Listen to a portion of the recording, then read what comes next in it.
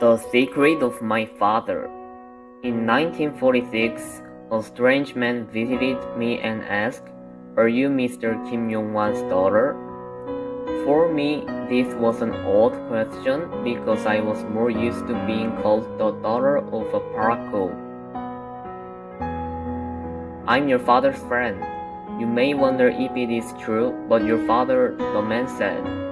At that moment, I was expecting disappointing news since I did not have good memories of my father. Back in the 1920s, whenever people saw me in the village, they would say, "There goes the paraco's daughter." My father was a son from a very rich family. Instead of living the life of a son bee, he was always at the gambling house. That is why he was called a paraco, which means someone who ruins his family's fortune.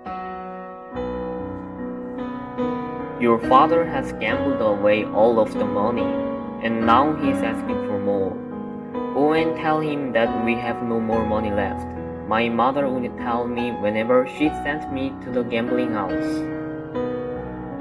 Then my father would yell at me angrily, "Why did you come empty-handed? Bring me more money!" When I was 16 years old, my family had already made an arrangement for me to marry Mr. So. As part of the wedding tradition, Mr. So's family sent my family some money to buy a new chest for clothes. Right before the wedding day, my mother came into my room and said, "Your father has taken the money for the chest." I asked angrily, "How could he do such a horrible thing? What should he do now?" "We have no choice. You will have to take your aunt's old chest," my mother said. How embarrassing for the family. People would whisper behind my back.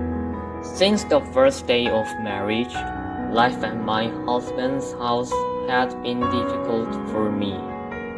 "Your father, my dear friend." My father's friend continued his story.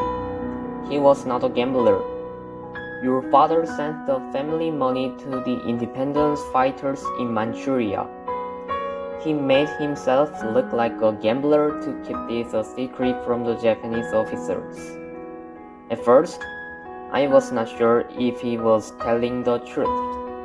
But afterwards, I found out the truth about my father and I realized that I had been wrong about him.